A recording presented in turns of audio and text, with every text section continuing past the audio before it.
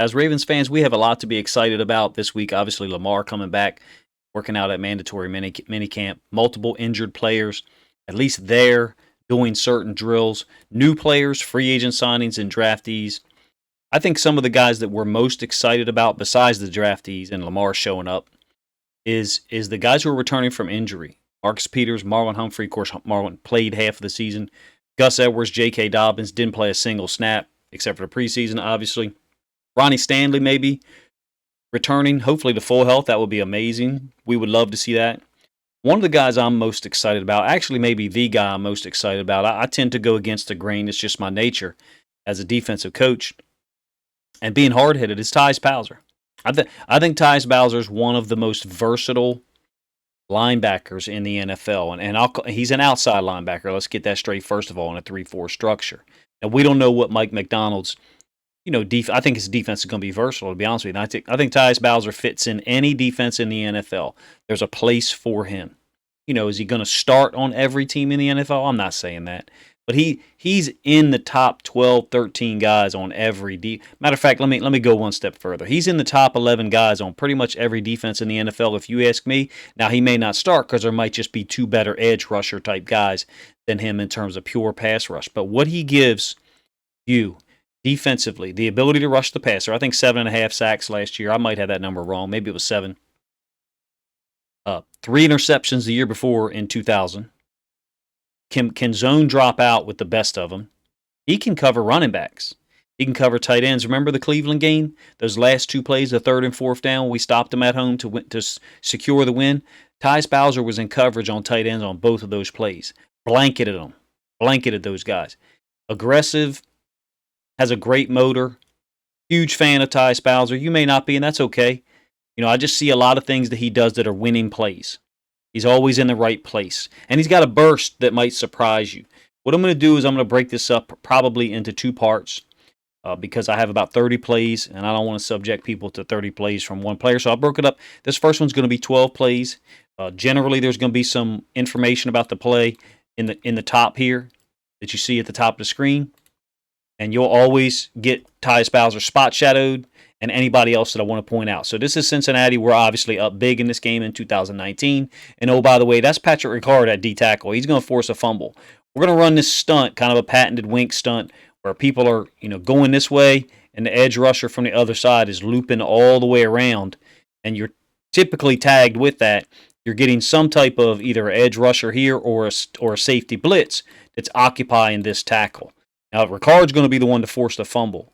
One of Bowser's bigger plays. You see the edge rusher occupying the right tackle. Ricard is free now because the guard had to work to Bowser, who was trying to cross his face. Ricard forces the fumble by Ryan Finley. Starts celebrating mid-play. Bowser picks it up, skates to the end zone, and we got a huge play in a big win, right? Guy makes plays, man. There's so many. I have, like I said, I have 32, 33 maybe plays of his saved up. Very versatile. He just makes plays. He's all over. RPO, and this one's labeled hustle. And you're just going to see probably 3 or 4 examples that are labeled like that. It's a RPO by the Chiefs. So you can see the back is crossing Patrick Mahomes' face. You got 2 receivers running some kind of combination over here. Bowser shows up in places where he shouldn't be on film. And this is a small example of that. And you may say, Coach, this is not real impactful. Give me your patience for about 2 or 3 more plays. You're going to see how consistent he is with this. He's facing off against Orlando Brown here, 2021. Nothing going on because it's a quick pass play. He gets involved in the tackle from behind. Again, give me your patience. Watch how involved he is in the game, no matter what level of the defense is on. Cincinnati, 2021, Week 7. Pass play to Jamar Chase. He's getting what looks like, some kind of, not really a reach block, but he's getting a mixed block from the right tackle. So he's staying with that. I'm not sure whether it was a run to the outside. It ends up being Joe Burrow throwing to Jamar Chase. You saw how far away Tyus Bowser was at the moment that I paused it. If you didn't, I'll bring it back for you. Ball's on its way. All right. Tyus Bowser's right here. Jamar Chase is going to catch it. I mean, there's something to be said for guys who give this kind of hustle. Guys who get involved in the play no matter where it is. That's the name of the game. That's the name of sports, right? They say hustle is unpredictable. Tyus Bowser is one of those guys that will and has made big plays because of his hustle. You can see where he is as Jamar Chase catches the football. He's right here. And you've got 3 other Ravens triangulating him and either couldn't bring him down or didn't want to apply the necessary force to do so. Tyus Bowser came in and finished him off. I love his game. I love his effort. Tyus Bowser's here. He's threatening like he's gonna blitz. Of course, it could be a loop to that side. In Wink's defense, he could be dropping out to cover a pass zone. He could be guarding the back man-to-man. He's capable of doing all of those things. Now he's dropping back to the other side. It's a screen to the far side. You can see Pittsburgh has numbers. They got the ball carrier and 3 blockers. And then the Ravens only have 3 defenders. And it does end up being a first down. Tyus Bowser gives you everything he's got. He's a blessing, man. He's a blessing for this team, someone to be able to do all those things. I have no doubt that Mike McDonald and the Ravens defensive staff looked at some of the film of the last 2 or 3 years. There were some guys here, obviously, but some of the guys who are new to the system, or new to the program, I should say, looked at it and said, man, this guy does everything. A run play now, all right, and he's involved in a tackle. Got 13 personnel by the Steelers. Going to be a run play away from him. Watch him set this tight end. Keep playing football. Keep playing football. Doesn't ever stop playing. I love his explosiveness into the tight end too. Very physical. He's got a good bull rush as a pass rusher. He deals with tight ends well, and you're going to see that in this video, and at least one follow-up video, which will be part 2. Maybe we separate it into a third one if people are interested, but I think 2 could probably cover it. You see when a running back, Snell, tries to bring it back to the other side, Bowser's waiting, finishes it off for, which should have been a tackle for a loss, but I think forward momentum, it gave him the line of scrimmage. Bowser on the backside here. You can see they got 2 tight ends. This one tight end's kind of giving it away, outstretched. That kind of tells you sometimes when you get that, it ain't gonna be a reach block here. These guys aren't gonna be working here generally when the outside tight end is reaching his inside arm to a second tight end or to the inside tight end. Hopefully I said that right. Bowser, getting hands on him, running him down the line of scrimmage, eyes on the football. He's always finding the football. Like I said, always involved in the play. He's a winner. One more hustle play, run play, and then we'll get to some pass rush situations because I know that's what people like to watch. Bowser's lined up on the right. Ravens are in their nickel defense against 11 personnel this time. Similar situation. You're getting a tight end trying to work to him. Watch the punch. Watch the punch that he gives the guy. He's violent, man. He's violent. This is what you want on guys defending a run. He's violent. Always, I feel like he's generally winning with his hands. Looks like this tight end is got at least one hand on the inside, but Bowser's strong. He's explosive. Low center of gravity. You're going to see that on a couple of bull rushes as I get to the pass rush plays. He's lined up in like, we call it a 7, I guess. Inside shade of the tight end. You got this tight split by Claypool. Look at the push that he gets. Again, same as the last play. Eyes on the running back. Able to get inside that C-gap. Go down the line of scrimmage and make the play. Almost like the tight end's not even there. All right, we're going to get some pass rush situations here, I believe. Get the end zone angle for you. Bowser on the left side here. Going to go against this left tackle. I believe this is a young guy for the Broncos, and I'm not saying that his pass set looks, super great here, but the bull rush is what's impressive to me. Bowser is just putting him on the train tracks, runs him into Teddy Bridgewater. Bridgewater tries to find space. Bowser recovers to get the sack. Is he going to do this 10, 12 times this season? I don't know. We got other pass rush guys. Dalen Hayes is playing well. Jamario Moon apparently is doing a great job in camp so far. So wonderful, good. I would like it if we use a bunch of guys. I think Tyus Bowser can stay on the field though, especially in our nickel and dime packages. His versatility, I think, offers things that other guys do not offer. This is a boot concept, and this is not normally. There's no other guy on the Ravens roster who played the boot like this in the last 2 or 3 years. Judon would sometimes, but Judon with the Patriots does this every time now.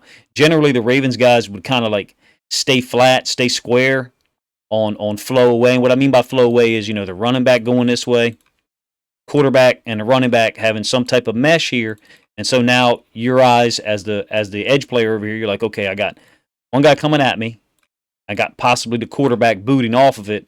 Ravens would generally, with their edge players, stay square, stay flat, take on this lead blocker, condense it, and then be late to the quarterback. Not Bowser in this situation. I think he did this twice last year. Just ran right at, he aimed where the quarterback would end up being and got himself a sack. I think on the other one, maybe it was against the Bears, he got a pressure, not a sack. But I like it. You're going for the big play. You're going for the tackle for loss. And if you look at the path of the back, this is what we used to teach some guys, was, if the path of the back is kind of downhill some, then yeah, they could be running split zone. And they could run it inside of this kick-out block by the H-back or tight end, whatever. But if the path of the back is taking him like on a wide track away from you, then by all means, go ahead and go for the quarterback. Because you're not going to really play a role in that stretch play away from you anyway. Hopefully that makes sense. All right, week 7, he's going to get a half sack here with Calais Campbell down here on the bottom side. Bengals are in 12 personnel. I think this is late in the game, and they've got us scared to death of Jamar Chase, I believe, at this point. And we're responding with our nickel, which is kind of unusual. I think we've got Levine in the game. I might be wrong there. He gets a half sack. He, being Bowser, gets a half sack with, I'm sorry, it's not Levine. Marlon Humphreys in the box, along with Calais Campbell. Calais Campbell beats his man. Bowser is trying to take his guy back into Joe Burrow's lap. Not really getting anything done initially, but because Calais Campbell gets upfield so much, Burrow steps up and steps right into the path where Bowser gets involved. And again, I think it was a half sack shared with him and Calais Campbell. Chicago game, I believe he had 3.5 sacks. Problem is, one of them didn't count, so I think it was 2.5 overall. It was a beautiful play. I got it labeled as pass read, okay, and I'll try to explain that. We had a situation later in the game where Brandon Stevens was asked to read something. Basically, he's reading the back. So if the back flares out, then Tyus Bowser's got him. Okay, back does anything else, I think Tyus Bowser's got him. Back goes to block. Bowser reads it. Look at the burst. That's the thing that gets me. His burst. Ready? I'm gonna hit the button, and you can see the burst. I mean, let your eyes I try to sometimes. Let your eyes see every player on the field who's traveling at the fastest speed right now. Maybe there's a receiver because he's running a route, but the burst is there. You'll get it from the end zone angle too. If I didn't say that well, forgive me. He's lined up, as a guy who could drop out. Like I said, a guy who I believe is assigned to cover the back here, or a guy who could blitz, run that loop blitz. He's reading the back. The back goes to block Brandon Stevens. Maybe Stevens and him were banjo reading the running back. Check the burst out. Much better player than he's given credit for. Don't get me wrong. We should be excited about Ojabo and Owe and Dalen Hayes. But Tyus Bowser is going to start when they're all healthy. Newsflash. All right, last play of the game against the Bears. Bowser gets this sack, just takes the right tackle and runs him right back into the quarterback's lap. I think Dalton was in at that point because he had got them two lucky touchdown passes. I don't know who this right tackle is, but he gets embarrassed on this one. Look at the hand placement by Bowser with the right arm up underneath of his left arm. I'm not sure who's winning on the hand placement on the other side. It looks like the tackle is. Runs him back into, actually they're holding hands. Pretty cool little hand fight there, if you ask me. Runs him back into Dalton. Doesn't let it develop. Gets a solo sack. I don't know. If you're not impressed, let me know. I certainly am. All right, couple more plays here. 2021 pass rush stuff, and then we out. He's down here on the bottom side of the screen. They're in this Jokers formation, they being the Browns. Jokers is a running back to the right of the quarterback and a running back to the left when he's in the shotgun. We're in like a nickel. I think Christian Welch is in the game. He beats the right tackle, I think, on a speed rush. I think he beats him pretty badly. It's a deep drop by Mayfield. Mayfield steps up. Right tackle tries to stay with it, but he's beat athletically off the jump. I think it's a pretty good jump here. Is his speed rush elite? No. Is his speed rush a top 15, 20 speed rush? I don't know where he lands, guys. I just know the guy can freaking play. I love the move here. Love the move. Watch the hands. I'll try to run it back a couple of times. I don't really have the ability to go half speed with this one. Try to slow it down. Hopefully, video frame rate is good so you guys can check it out. TJ Watt likes this move. Inside hand and outside hand swatting down, breaking the posture of the tackle. You know what I mean? Hopefully, you guys know what I mean by posture. He got good boy. He's a little hot. He's a little stiff right now looking, but the video is paused. But watch what happens to his shoulders, his helmet, his face mask when Bowser swats down. That's an excellent move. And the footwork is timed up with it well, I believe. Love the move. Love the player. He's a Raven, and we got him at a great price, I believe, for the next 2, maybe 3 years. Hope that Achilles is healed. Embarrasses the right tackle for the Rams here. They've got a tightly aligned running back who tries to chip him. I'm going to run this back a couple times. I think this is a tremendously impressive play. Forced fumble, recovered by Justin Houston. Again, you got this tightly aligned running back who's going to chip down on him and presumably release out into a route. He's chipping down, and the right tackle's trying to deal with him. So I believe that Bowser adjusts his rush now because he's getting chipped. He just says, "Oh, I'm just going to go ahead and beat you to the inside now." And hopefully you get a sense of his move right now with his left hand on the inside. I don't think my video quality is fantastic, so you may not notice it. It's just called, I've done drills with my hands millions of times, and so I can do this as a reactionary thing in a somewhat unusual body position. What I mean is, when you're practicing edge, of course they're going to practice sometimes being chipped, but generally when he's practicing his moves, he's going to be practicing against someone holding a bag or another player with his hands out or whatever. In this case, this move is unstructured. He's been chipped. This is not what he was planning on doing, I don't believe. In the middle of this move, destroys this tackle with the rip with the left arm. Video frame rate's kind of messy. Sorry, guys. Really runs by him. Technique wasn't even that great. I think he's a better athlete than people give him credit for. He's certainly got a hell of a motor. I don't know what there is to not like about Tyus Bowser. Not that Ravens fans don't like him. He kind of gets disrespected a little bit, I think, with the way people look at the Ravens defense. I have said multiple times I thought he had a great season last year in 2021. Not a good season, a great one. And I said it, and I'll say it one more time, that I believe that Tyus Bowser plays on the field on virtually every football team in the NFL because he's so versatile. Now, I didn't really show you him covering running backs. I have 2 examples of that from the Browns game at home. I have another one against Chicago, I believe. I have an interception against Tennessee in the regular season in Baltimore in 2020. Another ridiculous interception against Cleveland in 2020, down in the red zone where I don't know why it wasn't scored a touchdown. He's made a shit ton of plays. He just made a ton of plays. And 2019, his snaps at the beginning of the year was like 16 a game, 18 a game, 20 a game. And then it increased up to like maybe 30, 35 a game. What I'll do for part 2 of the video is I'll take a screenshot. I'll get screenshots of his snaps per game in 19, 20, and 21, and maybe I'll lay them next to each other, and you can see there's more production when he's gotten more reps. 19, he didn't get that many reps, obviously, because we had Judon, right? 20, we had Judon, and we had other guys, Ngakoue. And now this year, we didn't have either one of those guys. We had him and Owe and Houston. I would love for Owe to get as many reps as possible.